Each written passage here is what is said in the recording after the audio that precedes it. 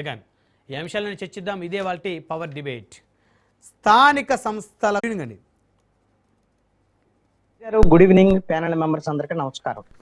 వైకాపా అధినేత మాజీ సీఎం జగన్మోహన్ రెడ్డి గారి స్పీచ్ విన్న తర్వాత మీకేమనిపించింది? కృష్ణారెడ్డి గారి స్థానిక సంస్థల ఎన్నికలకు సంబంధించి, వారి ప్రభుత్వానికి సంబంధించి, వారి ప్రభుత్వ హయాంలో వారు ఎన్నికల మేనిఫెస్టోని ఎంత స్థాయిలో అమలు చేశామనేది వారు బైబిల్, భగవద్గీత, ఖురాన్తో పోల్చినటువంటి విధానాన్ని చూసి మీరేం చెప్తారు?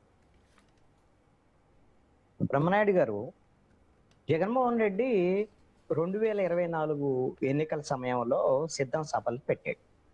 సిద్ధం సభలు పెట్టి ఇదే కదా ఆయన చెప్పింది, మన మేనిఫెస్టోని బైబుల్, భగవద్గీత, ఖురాను వీటికన్నా గొప్పగా మనం అమలు చేసాము, ఇంటింటికి అన్ని ఇచ్చాము, ఇవ్వాల్సినట్టు కన్నా ఎక్కువ ఇచ్చాము, నేను బటన్ నొక్కి డబ్బులు వేసాను, ఇన్ని కోట్లు వేసాను, 100 కోట్లు 1000 కోట్లు ఇలాగ మాట్లాడాడు కదా. మాట్లాడితే జనము ఏం తీర్పు ఇచ్చారు? ఇచ్చినటువంటి తీర్పు ఏంటి? అయ్యా జగన్మోహన్ రెడ్డి, నువ్వు ముఖ్యమంత్రిగా పనికిరావు, నువ్వు ప్రతిపక్ష నాయకుడిగా కూడా పనికిరావు అని 11 సీట్లు ఇచ్చారు. దీన్ని బట్టి ముందు జగన్మోహన్ రెడ్డి అర్థం చేసుకోవాల్సినటువంటి అంశం ఏంటి? వైఎస్ఆర్ కాంగ్రెస్ పార్టీ ప్రభుత్వ యొక్క పాలన తీరు, జగన్మోహన్ రెడ్డి పాలన తీరు ఒక పీడకలలాగా ప్రజలు భావించారు. ఇప్పుడు ఆ పీడకలను మళ్ళీ గుర్తు చేస్తే వైఎస్ఆర్ కాంగ్రెస్ పార్టీకి స్థానిక సంస్థల్లో ఓట్లు ఎత్తారా? ఇదేమైనా జరిగే పనేనా? ఇక్కడ భగవద్గీత, ఇప్పుడు బైబుల్, ఖురాన్ ఇవన్నీ చెప్పాడు కదా.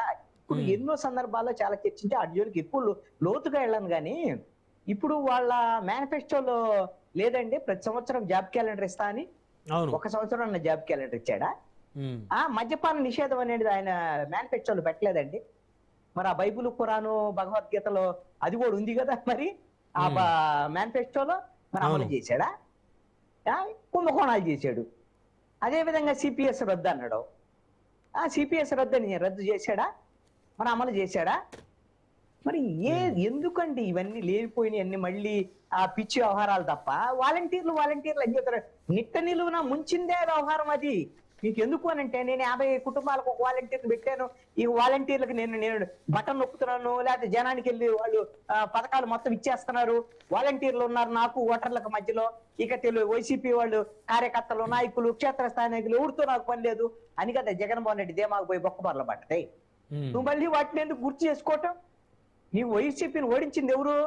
50% ప్రజలైతే నీ పాలన బాగలేదని 50% వైఎస్ఆర్ కాంగ్రెస్ పార్టీ నాయకులు, క్షేత్రస్థాయి నాయకులు వాళ్ళు ఓడించింది. 2019 తర్వాత జరిగినటువంటి పలు దఫాలుగా జరిగిన స్థానిక సంస్థల ఎన్నికల్లో 75 నుంచి 78% స్థానిక సంస్థల్లో వైఎస్ఆర్ కాంగ్రెస్ పార్టీ వాళ్ళు గెలిచారని ప్రకటించుకున్నారు. వాళ్ళందరికీ పనిచేస్తే నిజంగా జగన్మోహన్ రెడ్డి అన్నట్టుగా సిద్ధం సభలో చెప్పినట్టుగా 175కి 175 వస్తాయి. వాళ్ళందరూ వ్యతిరేకంగా పనిచేశారండి వైఎస్ఆర్ కాంగ్రెస్ పార్టీకి. ఏది వైసీపీ తరఫున స్థానిక సంస్థల్లో గెలిచినటువంటి వైసీపీ నాయకులు, క్షేత్రస్థాయి నాయకులు అందరూ వ్యతిరేకంగా పనిచేశారు, ఓడించారు జగన్మోహన్ రెడ్డిని. ఇలాంటి వాడు ఉంటే మొత్తం నాశనం అయిపోతాము. ఇలాంటి వాడి కోసం మనం 2012 నుంచి పనిచేశాము, 19 వరకు పనిచేసాము, ముఖ్యమంత్రిని చెప్తే ఇతను వాలంటీర్లు పెట్టుకొని ఇక నాకేం తిరుగులేదని ఇంట్లో కూర్చుంటాడా? చుట్టూ ఉన్నటువంటి కొంతమంది సజ్జల రామకృష్ణారెడ్డి, వైవి సుబ్బారెడ్డి, విజయసాయి రెడ్డి, మిథున్ రెడ్డి, పెద్దిరెడ్డి రామచంద్రారెడ్డి వీళ్ళు తప్ప గెవడం ఉంటారా? గెవడానికి కనీసం ఎమ్మెల్యేలకు, ఎంపీలకి అపాయింట్మెంట్ ఇవ్వలేదని కదా. అందుకని ఇప్పుడు పాత కథ వద్దు, ఎందుకంటే అది ఒక పీడకాల. అది జగన్మోహన్ రెడ్డి కూడా గుర్తు చేయకపోవడం మంచిదని నా సూచన. రెండోది ఏంటి అని అంటే, ఈ రోజున జగన్మోహన్ రెడ్డి ఎవరికి చెప్తున్నాడో వాళ్ళ వైఎస్ఆర్ కాంగ్రెస్ పార్టీ నాయకుడికి చెప్తున్నాడు. వాళ్ళకు ఒక అల్టిమేటం జారీ చేశాడు. ఈ అల్టిమేటం ఏంది? మీరు గిన స్థానిక సంస్థల ఎన్నికల్లో గెలిచి రమ్మని చెప్పలేదండి. మీరు ఒక్క అంశాన్ని గమనించండి. మీరు గట్టిగా పోటీని ఎదుర్కోనండి. అంటే గెలవమనే అర్థం. పోటీని ఎదుర్కోండి అని. మీరు గెలిచి రావాలని రెండింటి మధ్య చాలా తేడా ఉంది. మళ్ళీ గెలిచి రావాలంటే వీళ్ళు భయపడిపోతే, గెలిచే పరిస్థితి లేదు అని భయపడిపోతే కష్టం కదా. అందుకనే మీరు పోటీని ఎదుర్కోండి. ఎక్కడైనా సరే ఏకగ్రీవాలకు అంగీకరిస్తే అలాంటి నాయకుడిని నేను ఉపేక్షించను, మళ్ళీ మీకు అవకాశం ఇవ్వను, ఆ నాయకులకు ప్రత్యామ్నాయంగా చూసుకుంటానని వాళ్ళని బెదిరించాడు. ఇంకొకటి ఏం చెప్పాడు? 60-70 రోజుల పాటు మీరు ఎక్కడైతే పనిచేయాలనుకుంటున్నారో స్థానిక సంస్థల ఎన్నికల్లో అక్కడే మీరు ఉండాలి 60-70 రోజులు అని చెప్పాడు. మరి వాళ్ళకి చెప్పినటువంటి జగన్మోహన్ రెడ్డి ఇదేదో అంటారు కదా, ఏదో అత్త ఇది చెప్పి కోడలికి చెప్పి అత్త ఏదో చేసింది అంటారు కదా, అది అట్లాగుంది జగన్మోహన్ రెడ్డి వ్యవహారం. ఇప్పుడు నువ్వు 60-70 రోజులు వాళ్ళు ఉండాలని చెబుతున్నావు కదా, క్షేత్రస్థాయిలో వాళ్ళు ఎక్కడైతే స్థానిక సంస్థల ఎన్నికలు జరుగుతున్నాయో వాళ్ళ పరిధిలో ఉండాలని చెప్తున్నావు కదా, అందుబాటులో ఉండాలి ప్రజలకని చెప్తున్నావు. మరి నువ్వు రావా? ఆంధ్రప్రదేశ్ లో అందుబాటులో ఉండవా వైఎస్ఆర్ కాంగ్రెస్ పార్టీ నాయకులకి, వైఎస్ఆర్ కాంగ్రెస్ పార్టీ కార్యకర్తలకి? కనీసం ఎప్పటికి నువ్వు వస్తావు? 2.5 ఏళ్ళు అయింది. నువ్వు ఇప్పుడు బెంగళూరుకి వెళ్తున్నావు, మధ్యలో వస్తున్నావు, మీటింగ్లు పెడుతున్నావు, లేకపోతే ప్రెస్ మీట్ పెడుతున్నావు, లేదంటే ర్యాలీ చేస్తున్నావు, జైలు యాత్ర చేస్తున్నావు, వెళ్ళిపోతున్నావు. ఇప్పుడు వాళ్ళకి చెప్పింది నీకు కూడా వర్తిస్తుంది కదా. ఎక్కడ ఉండాలంటారు జగన్మోహన్ రెడ్డి గారు అందుబాటులో అంటే?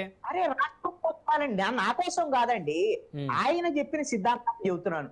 ఈ స్థానిక సంస్థల ఎన్నికల్లో వైఎస్ఆర్ కాంగ్రెస్ పార్టీ వాళ్ళు ధైర్యంగా అధికార పక్షాన్ని ఎదుర్కోవాలి అని అంటే, ఎందుకు అనంటే అధికార పక్షం అధికార దర్పాన్ని ప్రదర్శిస్తది, అధికార అహంకారాన్ని, పోలీసుల్ని ఉపయోగిస్తది, మంది మార్బల్లాన్ని ఉపయోగిస్తది.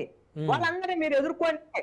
మీ మీద కేసులు పెడితే మన వాళ్ళు లాయర్లు వస్తారు, మీరు జైలుకు పోతే నేను వచ్చి ఓదారుస్తాను, మీరు ఫేస్బుక్, ట్విట్టర్, సోషల్ మీడియా ఇవన్నిట్లో పెట్టండి, వాళ్ళు తన్నితే తన్నించుకోండి, ఆ సింపతితో నేను రేపు